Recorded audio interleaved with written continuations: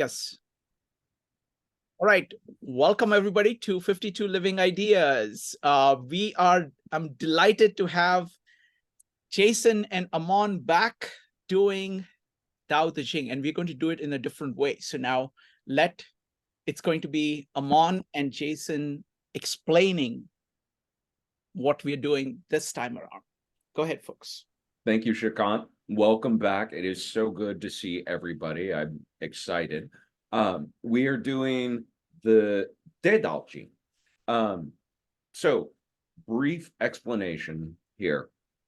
For a very long time, the oldest examined text of the Dao De Jing was called the Guodian, and it was sort of the gold standard everyone used as a translation.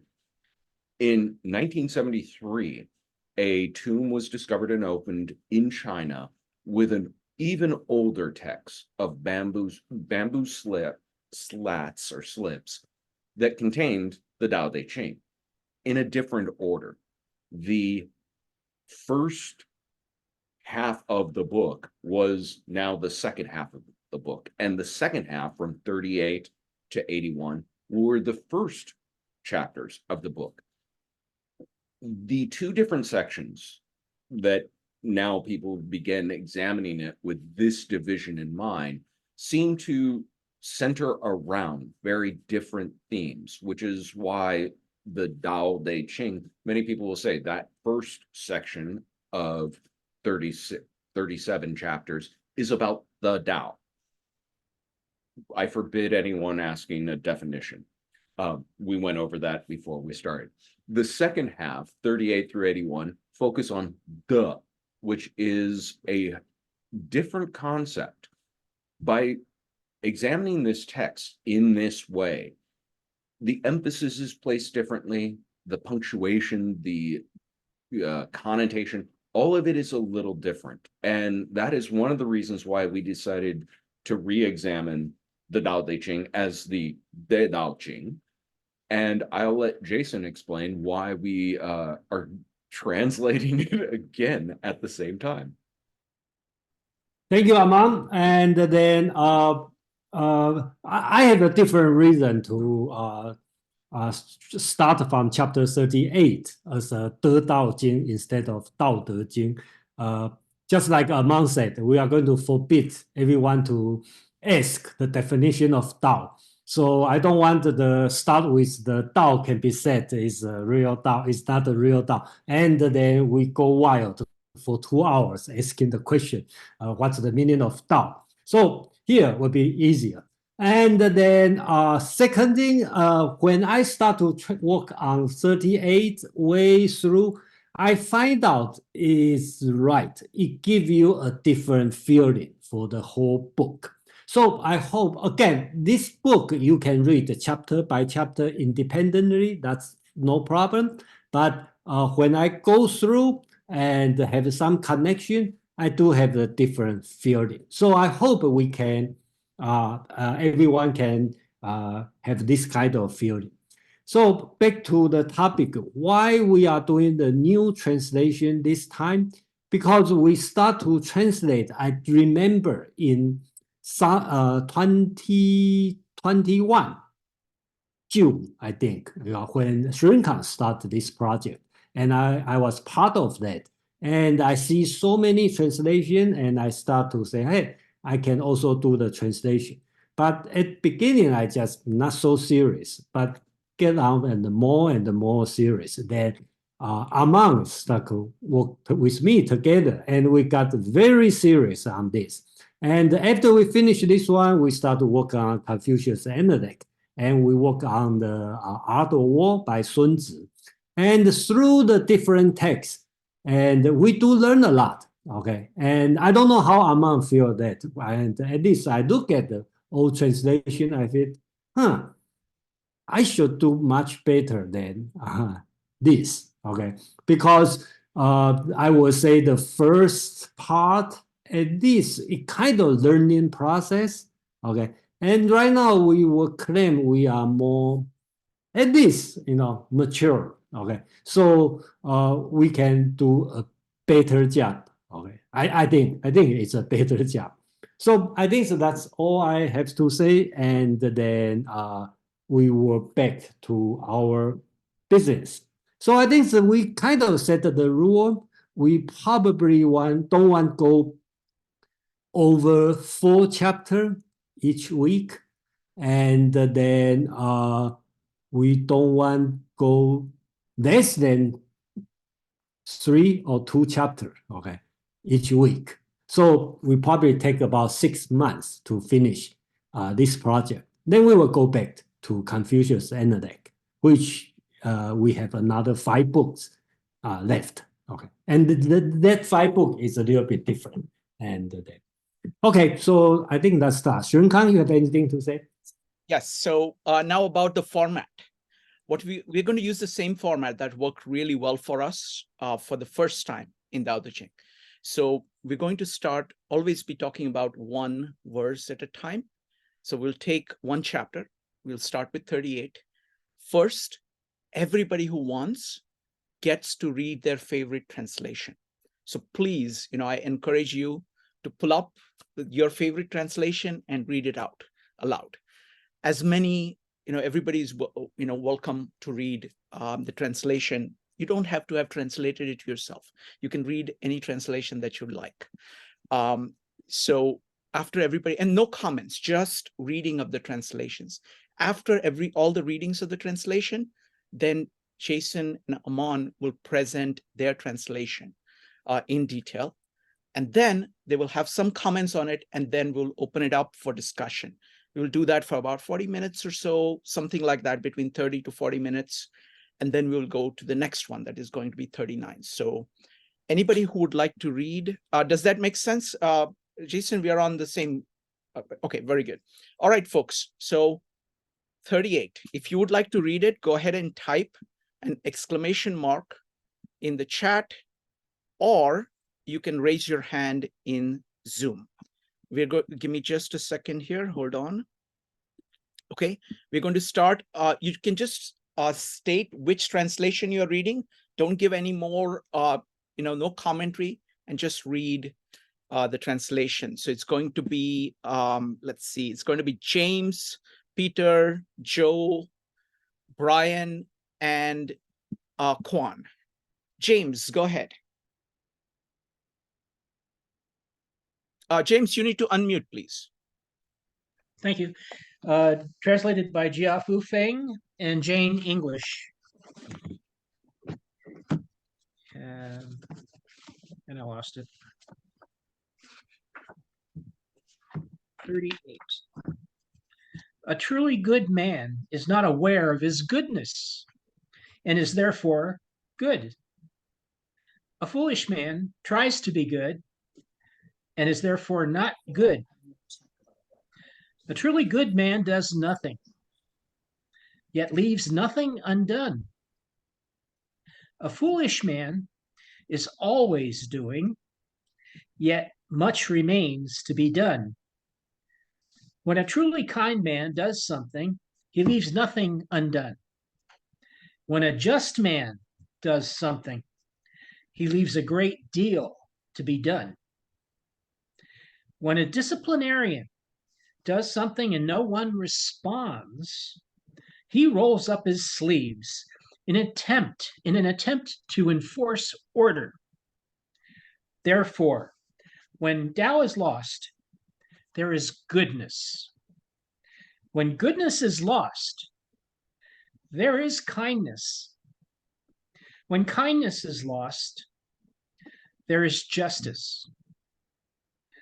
When justice is lost, there is ritual. Now, ritual is the husk of faith and loyalty, the beginning of confusion. Knowledge of the future is only a flowery trapping of Tao. It is the beginning of folly. Therefore, the truly great man dwells on what is real and not on what is on the surface, on the fruit and not the flower. Therefore, except the one and reject the other. Thank you, James. Next up is Peter. This is just a translation that I thought interesting as a contrast by Stephen Mitchell. The master doesn't try to be powerful. Thus, he is truly powerful. The ordinary man keeps reaching for power. Thus, he never has enough. The master does nothing, yet he leaves nothing undone. The ordinary man is always doing things, yet many more are left to be done. The kind man does something, yet something remains undone. The just man does something, and leaves many things to be done. The moral man does something, and when no one responds, he rolls up his sleeves and uses force. When the Tao is lost, there is goodness. When goodness is lost, morality. When morality is lost, there is ritual. Ritual is the husk of true faith, the beginning of chaos. Therefore, the master concerns himself with the depths and not the surface, with the fruit and not the flower. He has no will of his own. He dwells in reality and lets all illusions go. Thank you. Thank you, Peter. Next up is going to be Joe. Joe, go ahead. I will read the Ron Hogan translation. People with integrity don't even think about it. That's how you can tell they have integrity. Other people talk about how much integrity they have when they really don't have much, if any. Truly powerful people don't do anything, but they get the job done. Other people are always busy doing something, but nothing ever gets done. When kind people act, they do so without thinking about it. When the just act, they're always sure they're doing the right thing. But when the righteous act and nobody reacts, they try to force everyone to do things their way. If you're not in touch with the Tao, at least you can still have integrity. If you don't have integrity, there's always kindness. If you don't have kindness, there's always justice. If you don't have justice, all you have left is righteousness. Righteousness is a pale imitation of true faith and loyalty, and always leads to trouble. If you've already made up your mind, you don't know the first thing about the Tao, and you never will. The masters pay attention to what's beneath the surface. They'll look at the tree's leaves, but eat the fruit. They turn all that down so they can accept this. Thank you. Thank you, Joe. All the hosts, we might be having a Zoom attack, so be careful about letting people in. Next up is going to be, give me just a second. Hold on. Next up is going to be Brian. Brian, go ahead. I'll read. This is J.H. MacDonald. The highest good is not to seek to do good, but to allow yourself to become it. The ordinary person seeks to do good things and finds that they cannot do them continually. The master does not force virtue on others, thus she is able to accomplish her task. The ordinary person who uses force will find that they accomplish nothing. The kind person acts from the heart and accomplishes a multitude of things. The righteous person acts out of pity, yet leaves many things undone. The moral person will act out of duty, and when no one will respond, will roll up his sleeves and use force. When the Tao is forgotten, there is righteousness. When righteousness is forgotten, there is morality. When morality is forgotten, there is the law. The law is the husk of faith, and trust is the beginning of chaos. Our basic understandings are not from the Tao because they come from the depths of our misunderstanding. The master abides in the fruit and not in the husk. She dwells in the Tao and is not with the things that hide it. This is how she increases in wisdom. Thank you. Thank you, Penny. Next up is going to be Quan. Quan, go ahead. Yo, Translation. where the Oops. nigger? Where's the nigger? Okay. The attack has been controlled, I suppose. Okay. Translation by Professor Most Roberts. High virtue by obliging not acquires moral force. Low virtue obliges always and thus lacks moral force. High virtue neither strives nor acts for its own ends. Low virtue does not strive but acts for its own ends. High kindness does strive but not for its own ends. High service also strives and does so for its ends. High ritual not only strives, but compliance failing stops at nothing to compel conformance. Thus, the loss of the way meant the advent of virtue. The loss of virtue, the advent of kindness. The loss of kindness, the advent of service. The loss of service, the advent of ritual Rome. Ritual Rome turned loyal trust to deceit, leading to disorder. All that has been learned adorns the way and engenders delusion. Hence, those strong and true keep commitment, shun deceit. Thank you, Quan. Now it's up to Jason and Amon. Jason, you want to share the translation and I'll read it? Okay, let me bring the translation. Just 1 minute.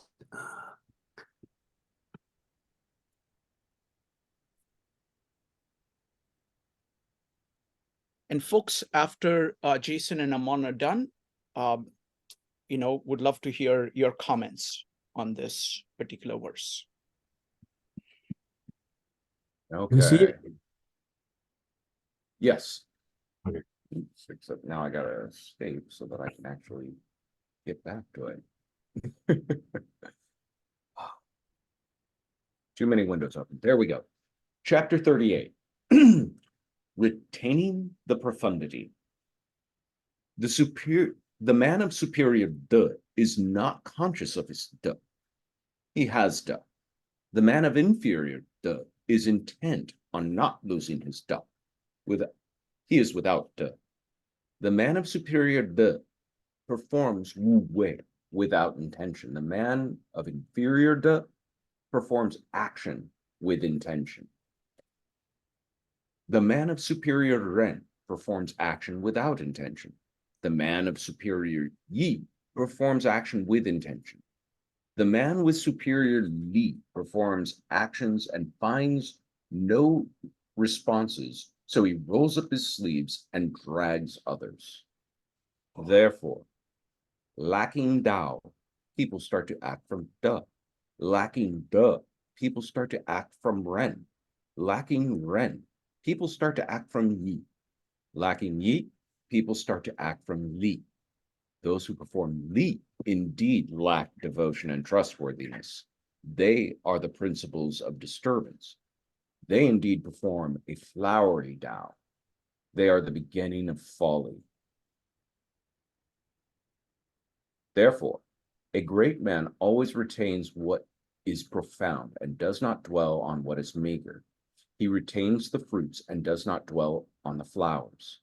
He avoids the latter, meagerness and flowers, and takes the former, profundity and fruits. Okay, thank you, Amant. Let me take a few minutes to explain. So I think this text is a little bit long and probably one of the difficult one because this chapter uses a lot of virtual word. Basic is Confucius virtue. we decide not to translate the meaning. We use the original text as 人, 义, and 理. Okay, so I just send out the translation we have, and I decide to put the category of word-to-word translation. So basically, this word we are going to keep, okay, as the basics. Whenever you see this word, that would be the 人, and you see this word 德 would be translated as 德, and the meaning. Because there's many reasons we decide not to change. Okay, so we will explain later, but that's the translation here. So the first part, basics, is talking about different kind of 德, okay, which generally translate as virtue. So they have the superior 德 or low or inferior 德. But basic difference is one, the superior 德 is do it without intention, and the inferior 德 is do it with intention. So when you do it without intention, we call it 无为. I think that's an important concept here. So that's this chapter already start talking about 无为 and the 德, which you can generally translate as a virtue. And the second part, I will see this part as rejecting Confucius' idea. But people may ask, Laozi is older than Confucius. How can he reject Confucius' teaching, right? That's another historical question, okay? Because we don't know this text is really written by Laozi or the later scholar. Secondly, Confucius' virtue actually started before Confucius was born, so-called Ru, okay, scholar concept. So basically, you can read, we're talking about the 人, 义, 理, and I heard many translation people read, and in general, it's very good. For example, 人 will translate as kindness, 义 would be the justice, 理 would be the riches. That's all right translation, but basics is talking about the way of doing 人 is do it without intention, but with your kindness. And 义 is do it, which is just, or you want to call it a duty or righteousness, which is action with intention. And the last one, the riches, which is really against the Taoism teaching. So he said, people are being forced to do the rituals. Okay. Then further explain, making Tao, people start to do De, and making De, people start to act from 人, making 人, people start to act from 义, making 义, people start to act from 义, from 理. So Tao is the highest, then De is the second, then is 人, okay, benevolence, if you want to translate. Then 义, which is righteousness. Then Di, which is riches. Okay, so that's kind of the level, because you cannot do the higher one, so you have to do the second level. That's what he's talking about. Then here, the last one is really reject the Di, and the Di is not only the last choice, but also make the world worse. Okay, that's according to Taoism teaching. And if you are in last year's Confucius analyst, you will see how important of rituals in Confucius teaching, right? Everything is about rituals, or we call Li. But here he said, who perform Li indeed, that devotion and the trustworthiness of 忠信, that's two important virtues, okay, for Confucius, because you don't have this kind of virtue. That's why you need to use rituals. So actually, this one is the principle of disturbance. Here, I have a different opinion from most of translation. A lot of translation, 前世者, the text called 前世者. Okay, the most translation will say prophet or people know the claim the premonition Okay. Um, I think that the reason is this, because during that time, I don't think China or people in this place has this concept of profit, or at least it sounds very weird to me. And I do some research, and it could be the mistake of so-called 前世者. Okay, that means the previous mention. So basically talking about the guy who is performing the rituals. Okay, so I just translate as they. They indeed perform a flowery Dao and are the beginning of fully. Okay, so rituals is not Dao, it's just on the surface. That's why, therefore, a great man always return what is profound and does not dwell on what is meager. So the Chinese word here used is whole and bao. Okay, so that means sick, sickness, and sin, sinness. So, but they have many different meaning. So we decide to use profound and the mingle. Okay, so that's the difference. And retain the fruit and not dwell on the flower. So I think it will be clear. One is essence. Essence is the profundity, and the fruit, right, we should keep. And the surface, okay, which is the flower, okay, and it's the meagerness, we should get rid of them. So you go back to your original. That's this text is talking about. So that's all I have to say. And Amang. Thank you, Jason. I am multitasking every which way but loose. But I'll just go ahead and say what I was about to send off, which is thank you for real-time checks. I absolutely appreciate feedback from people because there is no translation without interpretation, and there is no success in a translation without making some mistakes. I found it interesting listening to the other translations again for some of them, and then comparing it and thinking this through, where I listened to De be translated as virtue, as goodness. I've seen it translated as life force. The list goes on and on. It is as loaded and difficult a word to translate as Dao. I won't forbid a translation of De, because at least the text doesn't say nobody talks about this, but it is challenging. The way I have best heard it described to translate virtue in the archaic sense. Virtue as in when you would say, oh, that plant has healing virtues, or that person has, you know, that river has good virtue for travelers, in this very sort of what is emanating from the thing itself and what it possesses.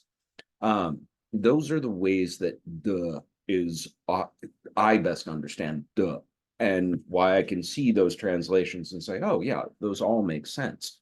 But I do appreciate, I want to just talk blankly about translation for 1 second, and then I will turn it over. I appreciate something Jason has made the decision to do here, and that is retaining the Chinese terms.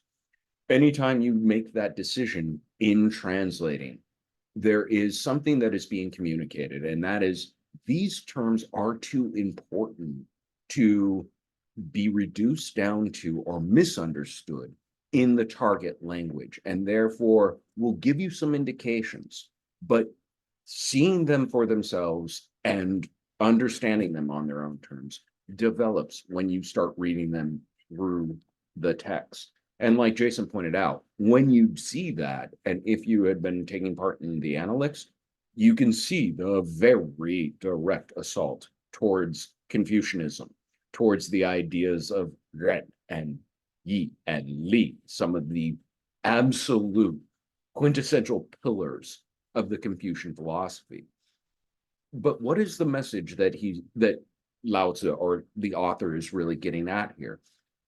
The message is De is paramount, that having developed and honed real De is the most important thing any person, and especially anyone in a leadership position, could possibly do. Because if you do that, your actions will be virtuous naturally, wei wu wei, or through wu wei, through non-action. So there's just a couple of thoughts about this chapter and the overall rubric, I guess, of translation into a target language. And please keep the feedback coming because I have missed things before. Wonderful. Thank you. So now let's go. We'd love to hear what everybody thought of this chapter. You can comment on any aspect of the chapter or the translation, whatever you choose. It's going to be David, followed by Peter, Madeline, and Kwan. Give me just a second. Hold on. David, go ahead. Thanks. Yeah, I appreciate, Aman, what you're saying. And yet I still want to say that reading the translation with those words just left alone as a statement is extremely difficult for me to pierce through. Even having done some of the analects with you and, trying to learn, but whatever word we choose, it's not going to be the word that's going to give us the whole meaning of what the statement is. We're going to have to derive that. So even if you say virtue or good or benevolent, we're not all going to come to that with the same understanding, but we're going to have to read this text to ferret out what it's really telling us, right? And what it's telling us, maybe with the word, instead of saying someone who's righteous, it should say the merely righteous, someone who's merely righteous, meaning, the sage is righteous, but someone who's merely righteous is doing it with the intent to, there are different kind, and intent, again, doesn't really solve this problem to say doing it with intent. There are different kinds of intent. It's not clear what we're saying. Is my intent to treat people fairly, or is my intent to follow a social rule? That's a lower kind of intent. Or is my intent to just obey what my family says? That's a lower level. So the intent to do so, I have an intent, or intent is part of the picture, but it's kind of the level of vision of that intent. And so the concept of what you're fulfilling, righteousness or justice or virtue, reaching to truth, it seems we're trying to see through that mist into exactly and I'm not sure choosing a word would be a bad thing, but making it the syllable that doesn't have any translation yet is sort of hard for me to pin to and talk to. You even use it, I'm not even sure how to say it. De. I'm not, so these are just my problems that I'm bringing to it as we're doing the text. But thank you all for struggling with it. Thanks. Go ahead, Jason. Yeah, David, thank you for the comment. And I totally agree with you, put this way, and I very hesitate. I wish I would violate my own principle and translate it in a more fluent way. And deal with me now, okay? I promise. Chapter 38 is special. Because when I look at this one, I say, wow, that's all these words I want to use the original Chinese all stuck up here. So I believe if you don't have to deal 1 or 2, you'll be fine. If you have to deal with 7 or 8, that's really a problem. So I just take this one as special, and I do remember when Peter read his translation, it sounds wonderful, and it really brings up the essence, of this message. But again, there's many translations doing this way. I just decide we are going to the opposite way, which is going to be loyal to the original text. That means when Laozi is talking about this word, and next time he used the same word, I'm going to translate in the same way, even we cause some reading problem. Okay, that's the principle we are going to stick, and still, please understand this part, and then again, you can comment on that and express your frustration. That's fine, and we will understand. Thank you. Thank you. Thank you, Jason. Next up is going to be Peter, Madeline, and Quan. Peter. I first want to say I really do appreciate James of sorry, Jason, you're of a translation. I find it very enlightening and helpful in my interpretation of relationship. So I suppose in my impression, to me, I think it is important as we reflect on De, this idea of therefore lacking Tao, people start to act from De. So this idea of it is still yet secondary to Tao if we interpret this as being one can lack the Tao, at least in this semantical context. And so there is something still yet higher. So in my opinion, when it comes down to the order of operations for the lowest, to me, this idea of Ri being that which is the memorized superficial image of the good, right? Something that is of the most shallow version of how one entertains the good in some type of rigid dogma, something that has no current understanding, no current relationship, but is merely repeated for its own sake. And so to go up from there, what does it mean to have an actual idea of the good that one entertains in one's mind and attempts to apply through intention as a concept, as an object of mind that one wishes to wholly keep through effort, as a means of strength of character, so that object of mind always is maintained and conformity to it is sort of inspired in regards to our conduct. And I think that the next level after that is, what does it mean for that our relationship towards the good that is a union beyond the conceptual, so that our natural attraction towards the good, the De, is something beyond any kind of intellectual framework or direction, but merely the realization of the authenticity that what we find most beautiful in the fruit in regards to the experience rather than the artificial shape of the flower. The act of that bliss in harmony and action, of which through honesty and authenticity we can get more in touch with, but it's still yet a means of a union with something that we find beautiful. And I would argue that the Tao, higher than that, is more than just union with any given thing, with any kind of goal or effortlessness in relationship to some type of direction. Where the Tao, I believe, in that sense, is directionless. Therefore, therein lies the ultimate effortless state, which requires no union with one particular thing or direction, but realizes the inherent harmony of all things, from the beginning, from the most crude to the most refined. Wow, wonderfully put. Thank you. Thank you, Peter. Really appreciate that. Next up is going to be Madeline, Quan, and Joe. Madeline. Yes, thanks, Shrikant. And thank you, Jason and Aman. This is absolutely thrilling to be here. It's been a long and amazing ride, and it's not over yet. I love your decision to start with the chapter formerly known as 38. I think it's a really interesting approach to take. I do remember hearing something about this, you know, that the thing had been found, and the second part was the first part in that one.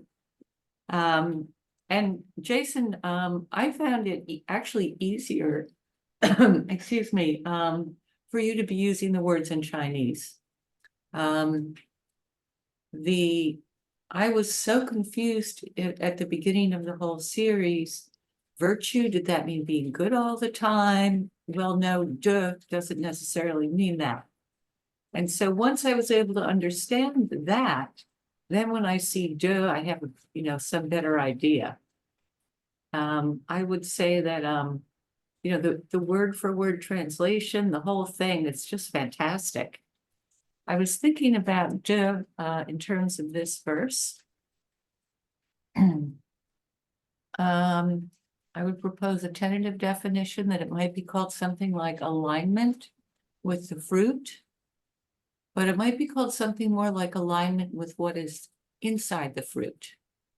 So the flower is all surface. It's spread out there in front of you. You can see the whole daisy or the whole orange blossom open in front of you. But the fruit, it has everything hidden inside. And it may be kind of, like small and brown and mottled, not like an enormous red delicious apple or something. So I think De might be the alignment to the inside, the invisible inside of the fruit, which presumably the Taoist masters can also see. Thank you. Thank you, Madeline. Great comments. Next up is going to be Quan, Joe, and Yulia. Quan.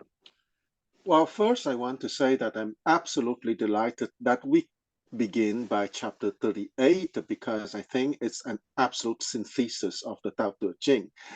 And once again, since I'm a Confucianist infiltrating a Taoist group, I also want to say that chapter 38 of the Tao Te Ching evokes uncannily chapter 2.4 of the Analects, okay? Because if you remember, the chapter 2.4 of the Analects is the progressive explanation of the different type of learning, beginning at 15 years old and ending with 70 years old. Well, here, okay, one of my obsession and hypothesis that Taoism and Confucianism are twin brothers. In Confucianism, you start from the bottom and you go up, and in Taoism, you start at the top and you go down, okay?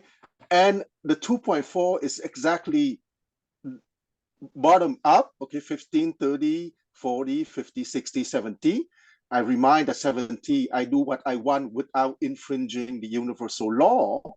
Here, in the chapter 38 of the Tao Te Ching, we start with the way, which is the spontaneous being of all of us. And when we start to lose that way, we go down one step to Te, and after that, we go down one step to Ran, and after that, we go down one step to Service, and after that, we go one step down to Li, that I would take the liberty to translate that social learning rather than cosmic learning of the upper trigram, okay? I would say that if the lower trigram of step 1, 2, 3 would be to be streetwise, the upper trigram of 4, 5, 6 would be wise. Or if you want, 1, 2, 3 is social learning, and 4, 5, 6 is cosmic learning. The Taoist masters begin with the cosmic learning, the Confucianist master begin with the social learning, but when you go to the end of both learning, you have your integrated hexagram. I stop here. Wonderful. Thank you. Thank you, Quan. Amon, you had a comment. Yes, actually, thank you. And it was from something Madeline had said about the comparison between flower and fruit, and how it relates to this concept of De. I think she absolutely nailed it. But one thing that bears mentioning, she talked about the power of the fruit, or the essence of it, being hidden inside, whereas the flower is on full display.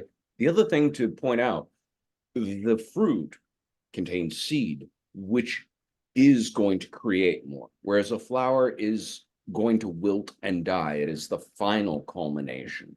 And so, yes, De is something that is within something, but its power is evident, and evident in the sense that we can look at it and know from it, from what it is, what it has to offer. And so in that way, it was the word hidden that I had to kind of jump on and say, De is not necessarily veiled. It's not necessarily an idea that somebody would be like, I don't know what their De is. You see an orange, you know, oh, that would make orange fruit. Its De is evident from what it is. And this is kind of the same idea. I just had to jump on that. But I also wanted to say, I appreciate Quan being the interloper in the Taoist Dao De Ching, or the Dao Ching, because I have been the interloper in the Analects for I don't know how long. No, I like all of this. I also really like Jason's choice of using the Chinese word in this particular chapter, because they actually connect up the Confucian and the Taoist, and at least from the Taoist perspective, it shows the hierarchy very, very clearly, and it's a good transition point for us going from Confucius to Tao. Next up is going to be Cho. Yeah, actually, I really like your translation as well, Jason. I mean, I thought it was really well done, and it does bring a new dimension to this verse, at least for me. I'm just going to say really quickly that there is one word that was used in many of the translations was goodness. And that's interesting in only one sense, that I look at goodness as being as something eternal. And so if you think about it in terms of what is eternal, you know, the Tao is eternal. And it's kind of, it has the idea that it's forever. But the more important thing that I think, and everybody's kind of hit on it in their own way, is De. And basically it's De is the thing that allows you to maintain your alignment with the Tao. So it's what you're able to do essentially with, once you move away from De, you're moving away from the Tao itself. So that is the idea, that you're moving away from virtue. And I think that that's important to note, because in many ways, if we think about, that means virtues in nature itself. It's in us. It's part of our nature. And the reason that's important is because then if you look at it that way, virtue is intrinsic to you. So it's independent of any kind of outcomes. So that in that particular instance, you do it because it's the right thing to do. And what does that mean? If you bring it back full circle, that means that character, that De, is superior to action. So you're not tied to the outcome. It's the De. It's you're doing it because it's intrinsic to you. It's part of your nature. But it's independent of you having to do something for the benefit of what you want or desire. So I think it just seems to show that it's kind of rooted in us in a way. And I think that this is similar to the idea of what is the substance of something, you know, with the fruit. And so the substance of the fruit is, you know, or you're focused on the substance of the flower, not the flower itself. That's how I was trying to word that, actually. So you're not looking at the superficial value of the flower. You're actually looking at what the essence of it is, and knowing what the essence of being. And it gets back to the whole idea that it's intrinsic. And that's what De is. So when we move away from it, we're moving away from nature. Thank you, Joe. Jason, you had a comment, and then James, and then what we'll do is it will go to the next one, which is 39. So please have your translations ready. Jason, go ahead. There are two things I'd like to comment. Okay, first is about quants, talking about this one connected to the analytics 2.4. And I kind of know he will talk about this. And then after he talk about, I try to match up, and it match. Okay, because this one in the Dao De Jing, okay, he talk about 5 things, right? From the highest, the Dao, and the De, the Ren, the Yi, and the Di in this way. And if you repeat on the Analect 2.4, Confucius talk about on the 30s, he can stand early. Okay, he can stand. He start to work, which is ritual. That's the entry level. And in the 40, he got no confused. We can technically say that he do his duty, which is E. And then in the 50, he knows what's the mandate of the heaven, which we talk about he is being the Ren, okay, the benevolence. And in the 60, according to my translation, I will say he followed the mandate, not only knowing, he followed it, which you could call is the De. And then eventually, the 70, Confucius can do whatever he would like to do without violate any moral law, which is the highest point is Tao. So imagine, if I put this way. Okay, so thank you, Kwang. Second thing, since we forbid people to discover what's the actual meaning of De and the actual meaning of the Tao, but it doesn't mean that I cannot discuss the relationship between these two. So the way I look at this one is Tao to Taoism is the end, and the De, which is the means to the end. Okay, and if you look at Confucius analect, all the virtue, especially Ren, which is benevolence, is the end Confucius want to achieve. And the Confucius also talking about Tao all the time. But Confucius Tao actually is the means to his end, which is Ren. So I think that's the relationship. For the Confucius, Ren is the end, Tao is the way, okay, the means. And for Taoism, Tao is the end, and the virtue, which is the means to the end. So I'll stop here. Thank you. Wonderful. Thank you. Thank you, Jason. Next up is going to be James, followed by JJ. James. Yeah, just quickly on the next to the last, the penultimate stanza. You have something in parentheses that says those who claim premonition indeed perform a flowery Tao, not necessarily just those that perform Li, and are the principles of disturbances. But it's interesting because mine has knowledge of the future, and this is a big issue with philosophers both Aristotle. He comments in the Metaphysics. He talks about people that make predictions of the future. He doesn't. That's an inferior kind of knowledge because nobody can prove it, right? And then the idea of presuppositions, philosophers basing their ideas on presuppositions. So now we have it out of Laozi's mouth.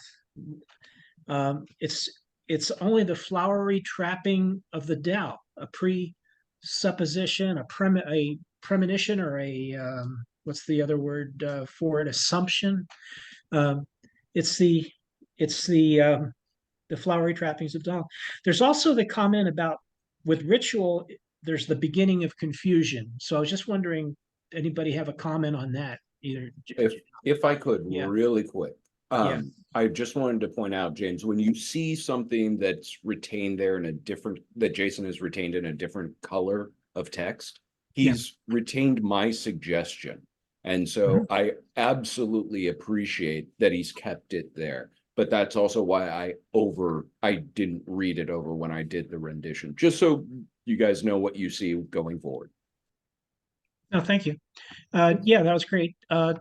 And if Jason, you have a comment about either of those, the idea of the future, the idea of the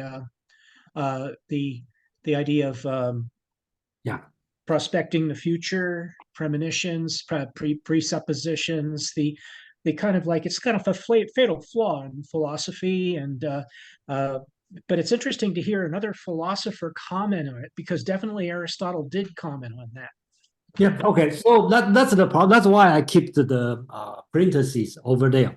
The reason is, I show the Chinese word. The two words are very similar. One is you read as 前世者.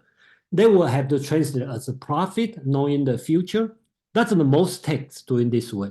But I don't see this concept, okay, in ancient Chinese philosophy or in Dao De Jing. There's nothing about prediction, predict the future or knowing something coming. I don't. That's why I don't see this way. So another way to read it, this one, some scholar talk about this, is that's the mistake of the word, should be 前世子, okay, which is looks similar, but it's different meaning. That means the previous mention, okay? So it doesn't mean you know the future. That means the person I mentioned before.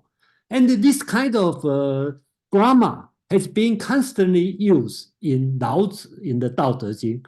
Okay, so just like if you read Kant critique, Kant keep talking about the later is something, the formal is something, the later is something, to the point that you're totally confused. Okay, so same thing as Laozi Dao De Jing, he always talking about the previous one, the later one, just like the last one he talked about. Get rid of the previous one and then keep the later. Get rid of the formal. Okay, so this kind of words is common. That's the reason I decide that probably means the formal one, the previous mentioned one.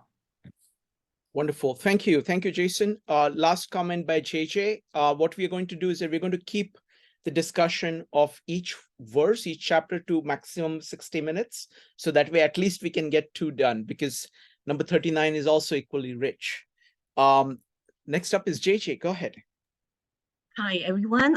Happy New Year. My name is Joy. Okay, so I know some of you know, I've been participating in the Confucius last years. So I just want to emphasize the Tao, especially in Laozi philosophy. The Tao in Chinese character is Tao. Some explanation is a Tao Lu. Okay, that means a way, the path, or the road that. Sometimes you can say the doctrine or the principle.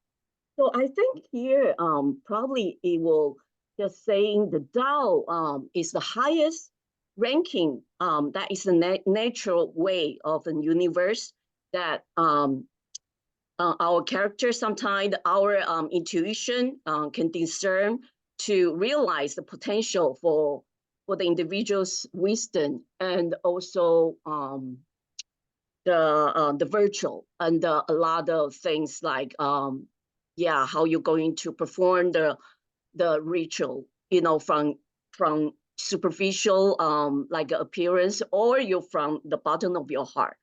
So I think this is a different like a kind of guidance for us to learn.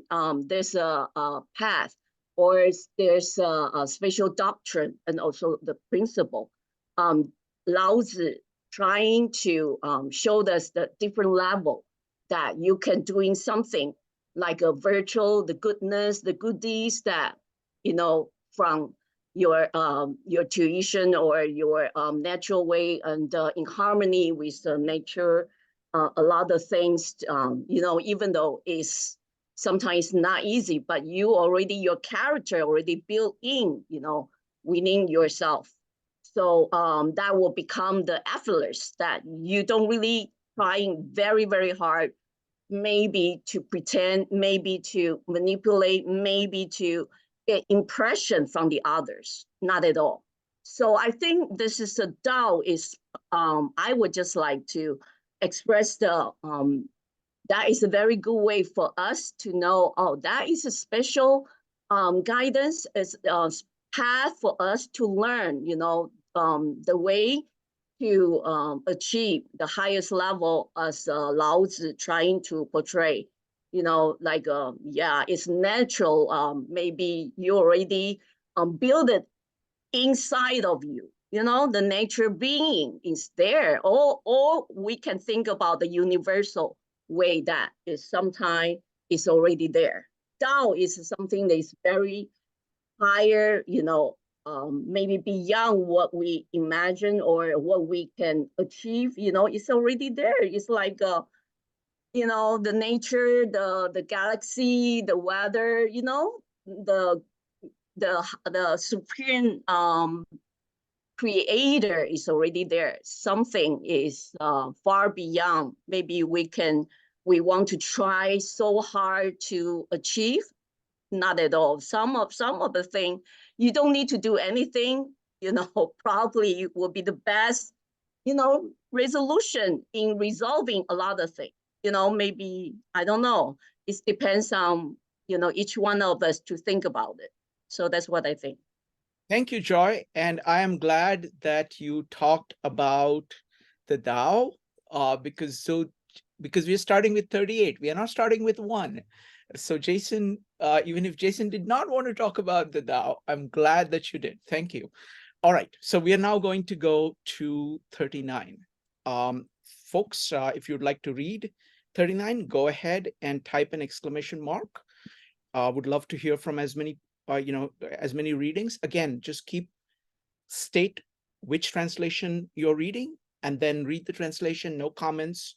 Then we will go to Jason and Amon for their translation and their interpretation, and then we will go to comments. Next up is going to be Peter, Quan, and Joe. Peter. So the translation is Stephen Mitchell, 1995. In harmony with the Tao, the sky is clear and spacious. The earth is solid and full. All creatures flourish together, content with the way they are, endlessly repeating themselves, endlessly renewed. When man interferes with the Tao, the sky becomes filthy, the earth becomes depleted, the equilibrium crumbles, creatures become extinct. Master views the parts with compassion because he understands the whole. His constant practice is humility. He doesn't glitter like a jewel, but lets himself be shaped by the Tao, as rugged and common as stone. Thank you, Peter. Next up is Quan. Okay, stanza 39, translation by Moss Roberts. From ancient time, the foremost number has kept the heavens clear and pure, the earth below firm and secure, and made its spirits animate, and its veils exuberant, enable beings to procreate, and kings and lords to tell their fate. Without that one prime integer, heaven would crack, since not kept pure, and earth would split, since not secure. Spirits would fade, since not vital, and valleys fail, since not fruitful. All things would die, not procreating, and kings would fall, their fate mistaking. The noble by the lowly are sustained, those above must have support below. Hence lords and kings themselves proclaim, bereft, bereaved, or humble slave, relying on a lowly name. Is it not so? Thus frequent praising brings no fame. Prefer not jade's gentle chime to dull stone's harsher time. Thank you. Thank you, Quan. Next up is Joe, followed by Penny. Joe. I'll read, if James isn't going to read the GFU Fang translation. Is that okay? Okay, well, I'll do that one. These things from ancient times arise from one. The sky is whole and clear. The earth is whole and firm. The spirit is whole and strong. The valley is whole and full. The 10,000 things are whole and alive. Kings and lords are whole, and the country is upright. All these are in virtue of wholeness. The clarity of the sky prevents its falling. The firmness of the earth prevents its splitting. The strength of the spirit prevents its being used up. The fullness of the valley prevents its running dry. The growth of the 10,000 things prevents their drying out. The leadership of kings and lords prevents the downfall of the country. Therefore, the humble is the root of the noble. The low is the foundation of the high. Princes and lords consider themselves orphaned, widowed, and worthless. Do they not depend on being humble? Too much success is not an advantage. Do not tinkle like jade or clatter like stone chimes. Thank you, Joe. Next up is going to be Penny, followed by Shrikant. Okay, this is the J.H. MacDonald translation. The masters of old attained unity with the Tao. Heaven attained unity and became pure. The earth attained unity and found peace. The spirits attained unity so they could minister. The valleys attained unity that they might be full. Humanity attained unity that they might flourish. Their leaders attained unity that they might set the example. This is the power of unity. Without unity, the sky becomes filthy. Without unity, the earth becomes unstable. Without unity, the spirits become unresponsive and disappear. Without unity, the valleys become dry as a desert. Without unity, humankind can't reproduce and becomes extinct. Without unity, our leaders become corrupt and fall. The great view the small as their source, and the high takes the low as their foundations. Their greatest asset becomes their humility. They speak of themselves as orphans and widows. Thus, they truly seek humility. Do not shine like the precious gem, but be as dull as a common stone. Thank you. Thank you, Penny. I'm going to read from Ursula Linkwitz. Integrity. Those who of old got to be whole. Heaven through its wholeness is pure. Earth through its wholeness is steady. Spirit through its wholeness is potent. The valley through its wholeness flows with rivers. The 10,000 things through their wholeness live. Rulers through their wholeness have authority. Their wholeness makes them what they are. Without what makes it pure, heaven would disintegrate. Without what steadies it, earth would crack apart. Without what makes it potent, spirit would fail. Without what fills it, the valley would run dry. Without what quickens them, the 10,000 things would die. Without what authorizes them, the rulers would fall.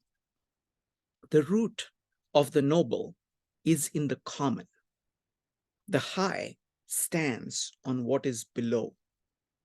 Princes and kings call themselves orphans, widowers, beggars, to get themselves rooted in the dirt. A multiplicity of riches is poverty. Jade is praised as precious, but its strength is being stone. Next up is Madeline. Yes, thanks, Shrikant.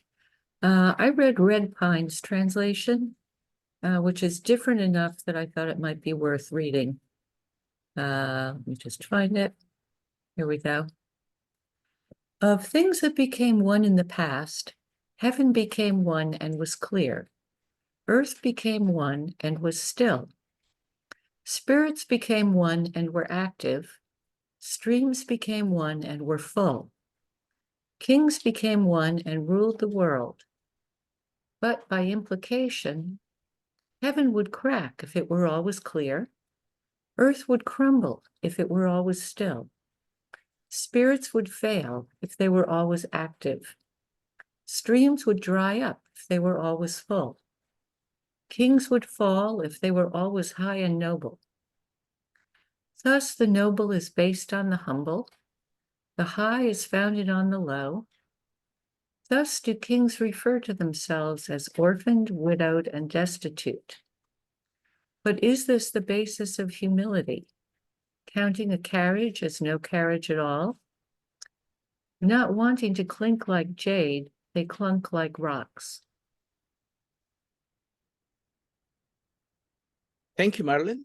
Next. Excuse me, Madeline, can you read the second part, the heaven and the crack, this part? Sure. Heaven would crack if it were always clear.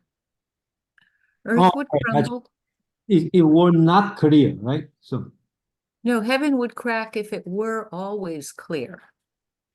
they were always clear. It's not Yeah. like were not clear.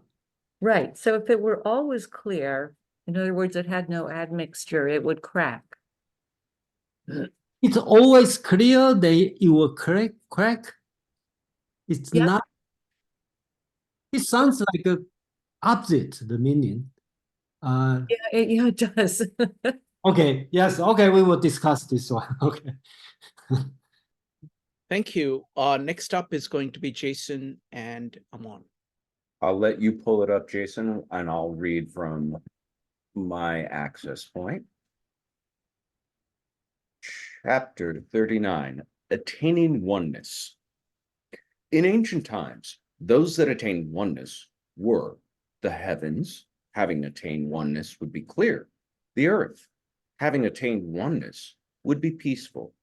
The spirits, having attained oneness, would be effective. The basins, having attained oneness, would be filled. All things, having attained oneness, would be productive, and lords and kings, having attained oneness, would be able to govern the world. Furthermore, if the heavens are not clear, one day they may be fractured. If the earth is not peaceful, one day it may be destroyed. If the spirits are not effective, one day they may be dormant.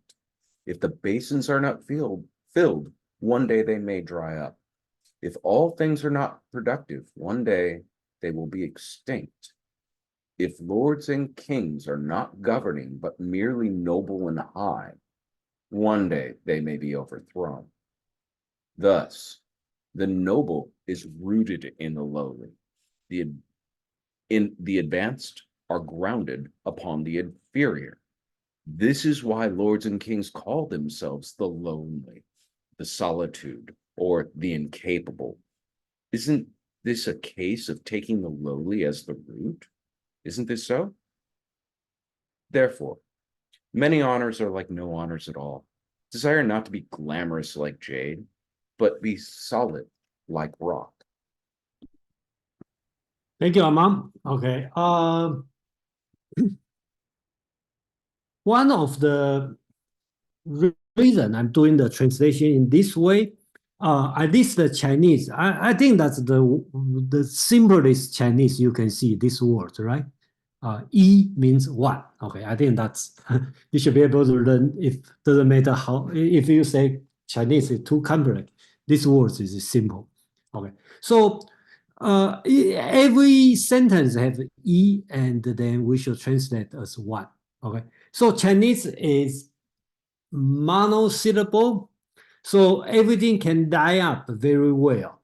And I think that's my own theory. I believe that's one of the reasons, one of method ancient Chinese use, or even modern Chinese use to convince people, because that's the special, okay, in this language. So everything, every word is monosyllable. So it's kind of feel the rhythm like a repeat. So that's why I want to keep when we do the translation, we want to keep this rhythm here. That's why you will see oneness every single one. Okay, so they all in the same grammatical format, and then I try to translate in English also in the same grammatical format. So that's the way we are doing this. So back to the chapter 38, I think that's kind of related, right? In the 38, we talk about the De and the Dao, okay? And what is essence, what is the surface, what is the foundation, right? And here, go one more step, talking about the oneness. So one way to look at it is the metaphysical view or religious view of Taoism is monism. Okay, so everything is one. One produces everything. So here, I think that's why when I ask Madeline's question, how does her translation is a little bit different, right? Actually, the word is wu. Okay, here you can see every single you see wu. That means no.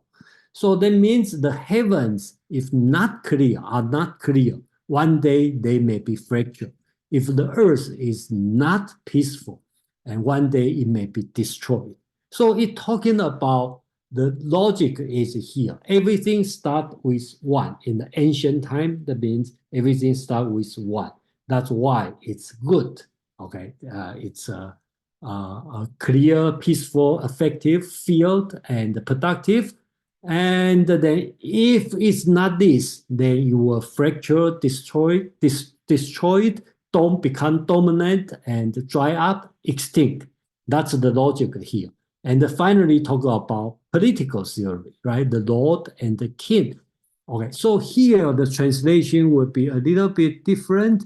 The word is zhen, okay, this word, okay. So I think this word actually means it's another word called 正, okay, which means governing or rule the world. Okay, so that's why I translate as governing, but merely noble and high. One day they may be overthrown. That's kind of political theory. Finally, talking about the noble are rooted in the lowly, the advanced are grounded upon the inferior. So the high base everything from the bottom. So here use an interesting part, and the translation will be difficult, very difficult. This is why the lords and the king call themselves the lonely, the solitude, the incapable. In ancient Chinese, usually they don't call themselves I, okay, me. They call themselves gu or gua, okay. And buku is another way. I do some research. Basics buku has been called during the southern smaller state. The leader will call themselves buku. Gu means grand, no grand. And I think the meaning of no grand means grand we should consider as a verb. That means you don't grow grands. So that means you are not working, okay? You are not doing the labor work. You're not productive or incapable. Kind of humbly to call you, yourself. Same as widow. This word means widow. That means widower. Okay, that means you are yourself. Gu means orphan, or I like to translate as lonely, because you are in the highest position, right? You are in the highest position. You are lonely. You have no companion, right? And you don't do the work. Okay, that's why they call themselves. And Laozi used this tradition or this custom to say, okay, in the highest position, people call themselves in a very humble way, and use this one to prove everything should start with humble from the low. So the final sentence talk about the desire not to be glamorous like jade. If you remember on the previous chapter, it's talking about the flower, like the jade, right? It's like a flower which is meager, right? And actually it's talking about the rituals, but should be solid like a rock, which is a fruit, which is profound, and which is Tao. I think that's the way to connect to the previous chapter. Yeah, thank you. Aman, please. Thank you, Jason. And I think you did an excellent job explaining the sort of logical connection here to not be, meager and flowery, to be substantial, the plinth of the stone of a fruit.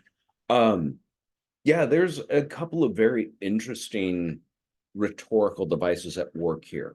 And I will not go chapter by chapter saying, this is how it's assaulting some Confucian idea or another, because I want to make something clear. Taoist and Confucius were not battling. It's a gentle rivalry of difference of opinion of ways to go about making harmony happen. But almost any Taoist started as a root scholar, and almost any, Confucianist probably read some Taoist text and took some of the lessons to heart. It was a balancing act. It was a mitigator for what could be far too dogmatic, mindless, ritualistic behaviors.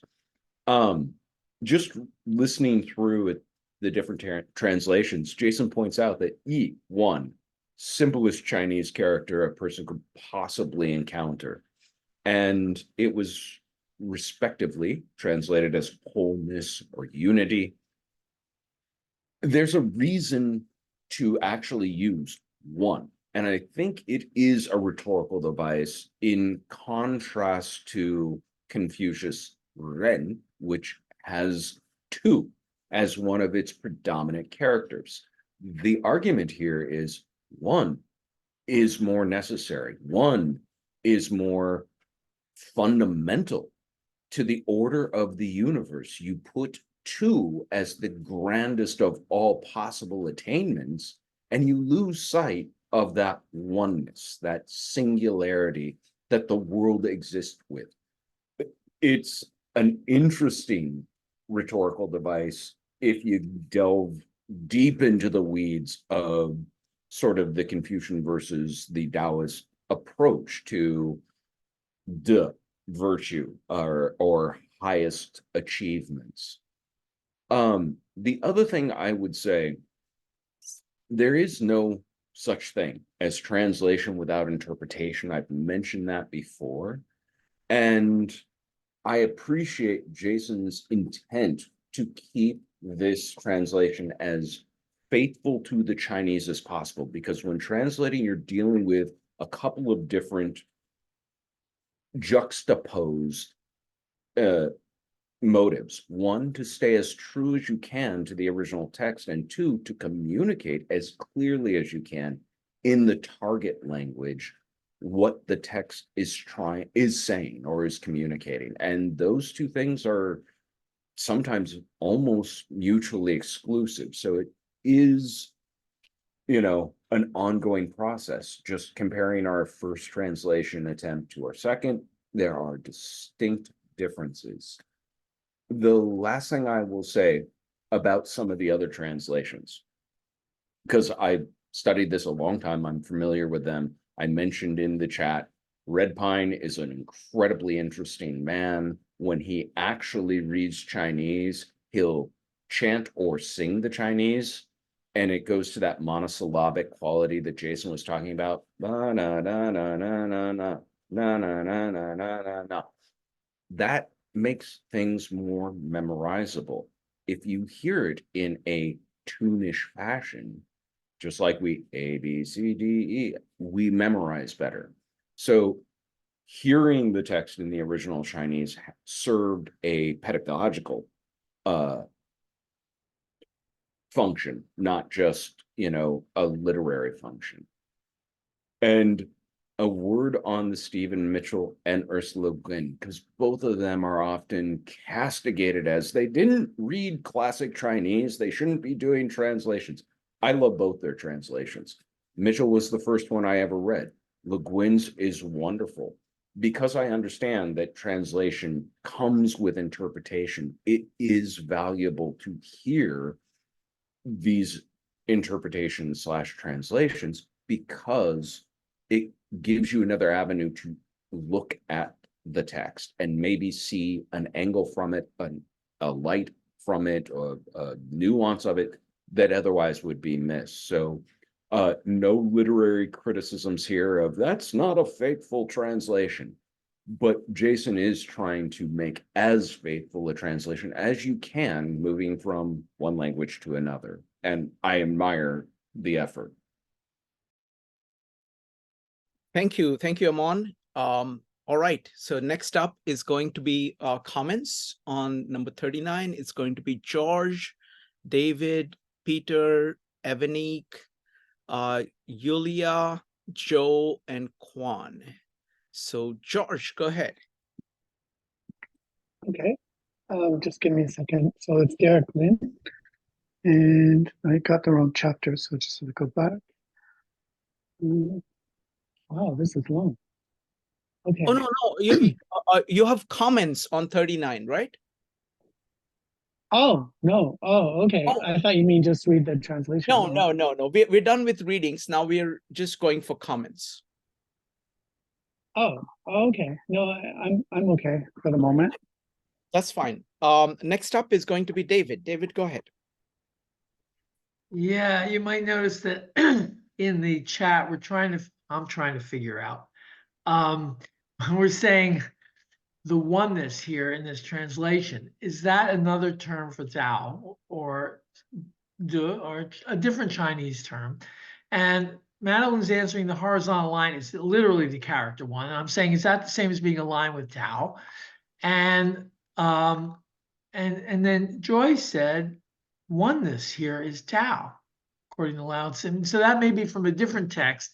So all this is just offering confusion. And my comment was really going to be about the translation I'm reading, which I thought took a little, for me, some of the obscurity of what's going on in 39 out. If we say, if the heavens are not clear, one day they may be fractured. If the earth is not peaceful, one day it may be destroyed. It's a little less obscure to me if we're talking about essence as one here. We're saying the essential reality of something. So essence in the traditional sense of essence. Without the essence, without that, and my translation will use the word that which renders it, but to me it's essence. Without that which renders it clear, the heavens stand at risk of disruption. Without their essence, they're disrupted. Without that which renders it secure, the earth stands at risk of depression. Without its essence, it sinks. Without that which renders it alive, the animals stand at risk of annihilation. So it's without its essence, it becomes its opposite. So then these repeated things are giving a lesson that the essence depends on its opposite. And so that by the time we see this at the end, the ruler is established on recognizing the opposite of that quality of rule, which is the humility, which is allowing for this esteem and proper direction of things as a ruler. So rule depends on humility. So we see how it depends on its opposite. I thought the essence depends on its opposite. And that's like the lesson comes out to me that way. That's all. Jason, would you like to comment on this question about, is it the oneness, the relationship between oneness and the Tao? Well, I have no answer on that. That's up to you to. And I like what David's observation. That's the essence depend on the opposite. And you will see in the Dao De Jing, a lot of argument is based on this. It doesn't argue directly, you argue from the opposite side. So that's the great observation. And then I will have a little bit different to explain about the oneness and the relation with Tao. I would say it's one of Tao's nature, okay, so which is one. So compared to dualism, it's monism. Let's put this way. Okay, the religious view is monism. Let's put this way. Thank you, Jason. Next up is Peter, followed by Evanique. Peter. For this one, I think I find it more dynamic and engaging than the previous, because I think that there is a bit of a paradox going on that allows, and I want to clarify that what I mean by paradox, I mean a circuitry that goes in a circle. And so you don't get anywhere, but each revolution uncovers more of the dynamic between this relationship. And I think it ends with this idea of the rock and the jade and how that relates to that addiction to perfecting, the addiction to achieving harmony, control, the desired image versus the innate harmony of things as they are. And what is the relationship of attempting to perfect with that things are thus perfect already. And what does it mean to interrupt that, to get in the way of it? And I think, that dichotomy, that relationship is part of the whole essence of, in many ways, the relationship of the Tao, in my opinion, is reflecting and living in regard to the different angles of approach between these two different ideas. Because on one hand, the attempt to perfect things, to improve them, doesn't acknowledge the truth of the perfection that already is. On the other hand, the attempt to perfect is part of the perfection. And so it is in those two different angles of approach, held simultaneously in the mind, that allows for the complex potential dynamics of those two philosophical positions. And so I do think it is sort of a bit of a warning, if I may introduce a foreign idea from the context, this idea of the Midas touch. What does it mean to try to make things into gold in a way that interrupts how things are, and thus shows our unappreciation of the rock-like nature of ourselves, the world, because we're constantly trying to make things into jade? Thank you. Thank you, Peter. Next up is going to be Evanik, followed by Yulia. Evanik. Yeah, so when I heard this translation, I was thinking of what is this unifying force. And I think one interpretation could be the oneness, but I think it's also human beings combining with I'll say the universe or the Tao, and creating that oneness and creating that unity. And I think it's also a balance. Like, I think we might have talked about this when we were discussing the Tao, that is the yin and the yang. So there's some things that are good, and you can see it in the translation where it talks about, and of course I'm paraphrasing, if the river is full, it'll dry up. And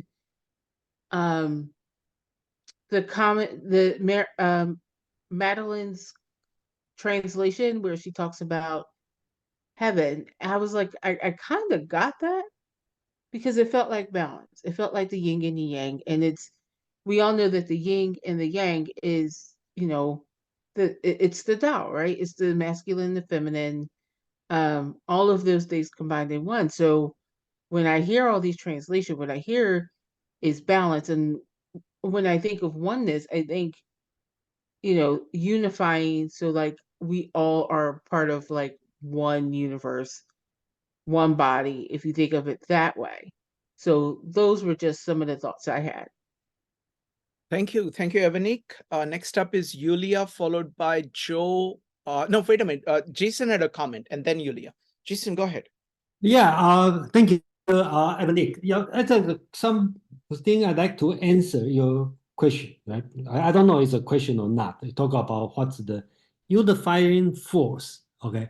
That's important. Actually, the next chapter, I don't know we have a chance to read or not, okay? So it's returning. So original start from one, okay? That's the point here. And the second, you mentioned about heaven. Before we open this meetup officially, Armand and I had some discussion about the. Remember, we translate as the word, the Chinese word called Tian. Okay, some translation calls it sky. Sky is too impersonal. Okay, become the physical. Heaven kind of godly. Okay, like Amanik, you will think about it related to God. It's neither. So we decide among suggestion is the heavens with S, the plural, which have some spiritual meaning, but it's not God, and it's not a place like paradise. So I think that's the word we will keep coming on. I should use Tian as translation, but I don't want to add one more Chinese word here. And it has been used for a long time as a heaven or heavens. So I will keep the words as a heavens. So please keep in mind. And another last comment about you talk about yin yang. We will talk about this one, but I just want to tell everyone about. People will talk about Taoism, they talk about yin yang, talk about qi, talk about emptiness. Okay, but unfortunately, in this book, only talk about yin yang once. Okay, only talk about qi 3 times. Okay, never mention, never has a single word called emptiness. Okay, but that's the information I like to provide. Yeah, thank you. Thank you, Jason. Next up is Yulia, followed by Joe and Quan. Yulia. Wanna double check with Jason and Aman. So you guys disagree with the Red Pine translation, because in the end of this chapter, where he's talking about how the noble is based on the humble, the high is founded on the low, and the kings refer to themselves as orphaned, widowed, and destitute, he says, but is this the basis of humility? Counting a carriage as no carriage at all, not wanting to clink the jade, they clunk like rocks. And it sounds like he's saying that this is false humility. That can I tackle this? Yeah, sure. Yeah, I actually do disagree with Red Pine. Though I do appreciate his logic in coming to that conclusion. What he is seeing is a rhetorical question that he is then answering as not directly contradictory, but I think it loses what is common throughout the Tao Te Ching, which is that lauding of the mundane, the elevating of the overlooked, the rock being better than the jade. I think his interpretation is just frankly wrong, but it doesn't mean I don't appreciate where he could come to that interpretation from. Thank you, Aman. Next up is going to be Joe, followed by Quan. Joe. Yeah, I mean, I like to just focus on the section that actually focuses on where is it, the between the noble and their subjects, which is actually captured in every single one of the translations in some way, shape, or form. But essentially, therefore, the humble is the root of the noble. The low is the foundation of the high.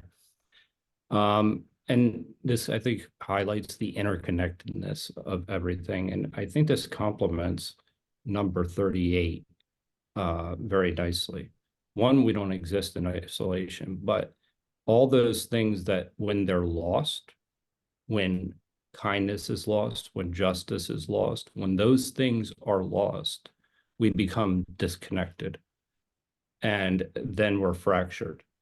And so it's also important to keep in mind that these are names and values that we're attributing to people, these nobles, that the low, whatever that is, these are names. These are artificial constructs in and of themselves. So they're not necessarily what is representative of the Tao. So it actually, that's where names fracture us, and it creates a distance between us. So I think that actually 38 and 39 work very nicely together in that they give you the higher order of what virtue is. And this is showing you an example of what it becomes when it becomes, or how it can become disconnected from one another, how we become disconnected from one another, and how things are actually interconnected as well. The opposite would be true. Thank you, Joe. Next up is going to be Quan, Joy, and Madeline. Yes, so I said last time I talked that there is a rapprochement between Confucianism and Taoism, but I would say this time, just to contradict myself, that I agree with Aman, who said maybe 20 minutes ago that there is a gentle rivalry between the two schools, and they overlap a lot. That's for the historical aspect that I agree 100%. But at the same time, fundamentally, Taoism is maybe the very humane and almost impossible task to go back to the spontaneity of being, okay, being spontaneous. Because what is clear from Confucianism is there's a hierarchy. There is also a hierarchy in Taoism, but that hierarchy is explained from the top and not from the bottom, meaning that in Taoism, what is of value is that precisely that spontaneous, and the case of the rock and of the jade is precisely that. Okay, either you give the superior position to the rock or to the jade is not very important, because what is important that you end up by giving a superiority to one of the two. Okay, and by giving a superiority to one of the two, you are precisely acting with intention, and you are losing the spontaneous being of simply being the rock and being the jade. And I think here is the foundational difference between the ideal of Confucianism and of Taoism, in the sense that there is a hierarchy in both vision of reality. But in Confucianism, that hierarchy is not a problem.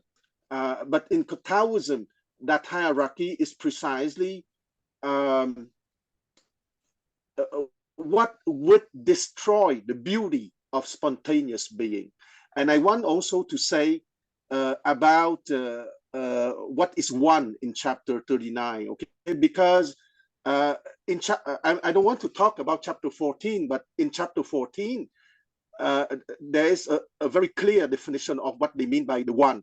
And that one here is precisely the one between the way, which is the supreme, and the 10,000 things, okay? So it's the one between the supreme and the 10,000 things. And it's this precisely related to the fact that is a common denominator that undergoes development and complication. One is the first number, but it's also the lowest, the beginning of the 10,000, but at the same time, it is also the foundational reality.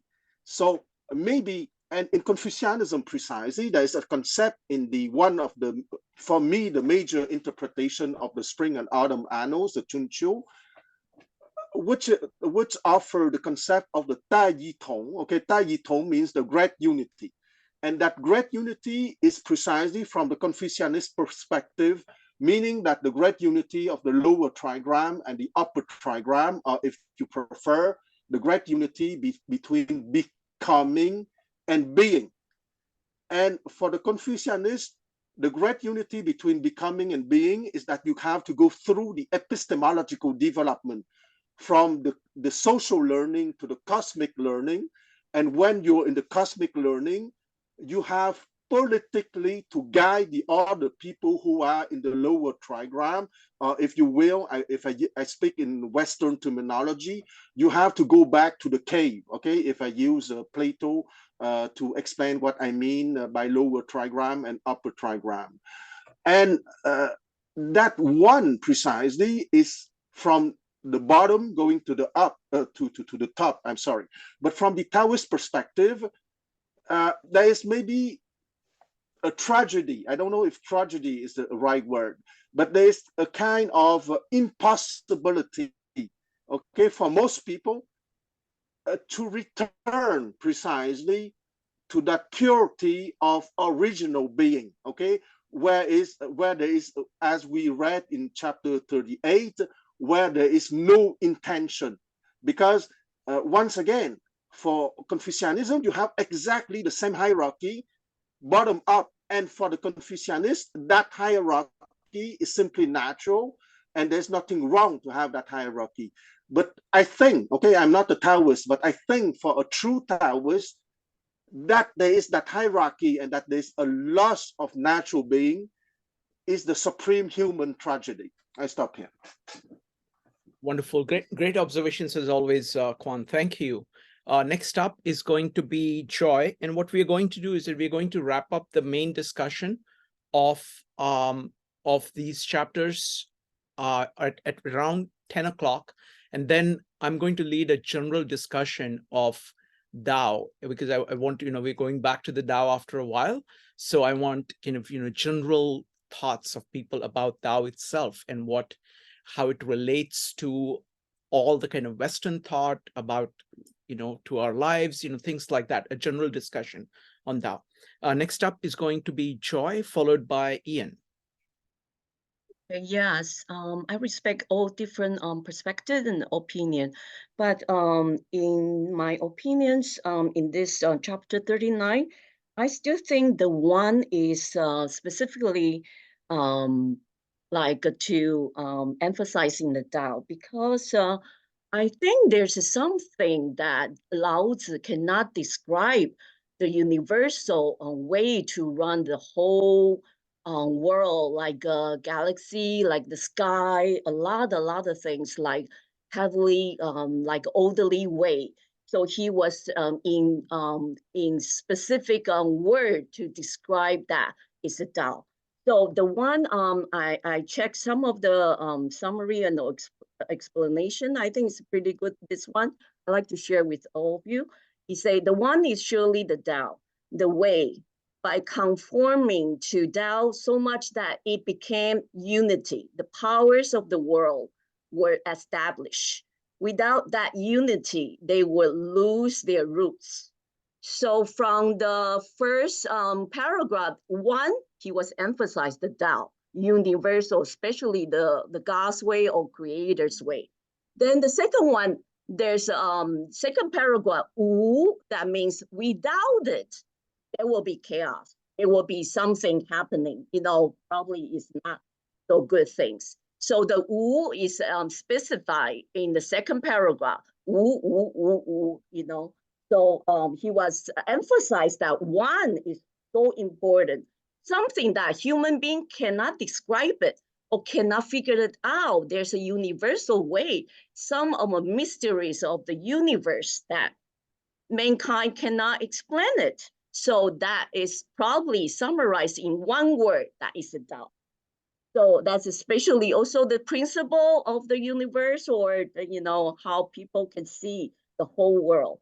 So without that unity, they would be lose their roots. So the third part is basic things. Go back to the roots, the basic, the foundation. If there's no any roots or foundation or basic, they will lose a lot of things. So many things will dissolve.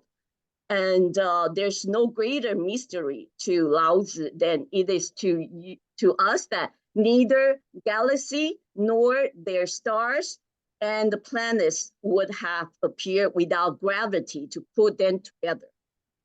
I think this is a very, for my point of view, I think it's very, very true though. Yeah. So, and also the last paragraph, I think Laozi's special like to express to be humble, because under the Creator, under God, we need to be humble. Even the king needs to be humble. He was using the word like a gu hua. That means the desolate. That means unworthy. That means we need to humble before God, that we are like, just dust of the wind, probably, So the third part, probably he was emphasized us to be as humble as possible, before God, especially this the creator of the whole universe. That's what I'm thinking. Wonderful. Thank you, Joy. I just want to make a side comment here. I think Amon and Jason, it's really wonderful to have all these folks here who kind of commune directly with this text and come up with their own thoughts. It's just wonderful to hear that. Go ahead, Amon. Thank you, guys. And I would love to stick around, but I have to hard out in about 5 minutes. There are a couple of things I wanted to say in general. And in specific. One is that polemic language isn't just in the hands of modern Western users. And so what I mean by that is when a word has a meaning, it also has connotation. And I've given this example before that you get two people to use a similar word in a political discourse in the West about freedom, but what they actually mean by it may be extremely different. One could mean freedom from, the other mean freedom to. There's subtle nuances in language.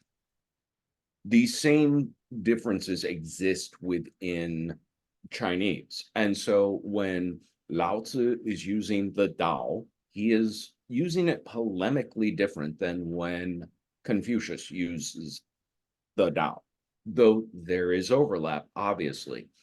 To what Joy was saying about this idea of the one, and I agree, it's another iteration or indication towards the Tao, but it would be very similar, using the same sort of Western rhetoric, as the difference between choosing to use the term freedom versus liberty. Now you're speaking in more nuanced terms, though you are speaking about the same thing with a slightly different spin on it. I put in the chapter, my understanding of this is that when they speak of the one, they are talking about the de of the Tao, what the virtue that exists in the Tao, what is the itness that we can possibly say about it, that we can observe, that it is one, that it is singular, solitary, unified, encompassing all. That's a rhetorical twist of language to both act as a foil against that idea of Ren, but also to indicate a Taoist metaphysic, which my former professor would have my head for saying metaphysics in Taoism, because there is no after physics. There's only the Tao. The last thing I actually wanted to say is slipping from my brain as I'm speaking. Oh, Kwan's tragedy. Yes, there is tragedy at speaking as the Taoist, but also pointing to what Peter said about reconciling paradox. That too is part of Taoism. I'm watching a grandson grow out of the Tao, out of single oneness, into definition and defining and finding language, and I'm delighting in it. At the same time, I'm watching him stray further and further and further and further from the Tao. And that's okay. Both things can exist simultaneously, that it's a wonderful tragedy to behold, to have that experience, and to know that that ultimately is the goal, so that when I'm sitting playing with him in the mud, because he still cherishes it, because it's interesting, he doesn't know that it's supposed to be something he doesn't appreciate, that we're both a little closer to that origin. Thank you all. I absolutely am grateful to see everyone. It's great to be back. I look forward to next week. 谢谢你. Thank you. Thank you. Have a good night. So today is a little bit slow, Good but to see you, Aman. yeah, next week will be easier because we already gone through the difficult part. So okay, let's see. Now we had Mark followed by Nick. Mark. Thanks, Shrikant. In 38, there was a distinction made between the higher de, or moral power, and the lower. In 39, should we understand that there is a higher humility and a lower humility? I'd like to answer your question. The answer is no. Because he used the 38, used the upper and the lower in a very specific way.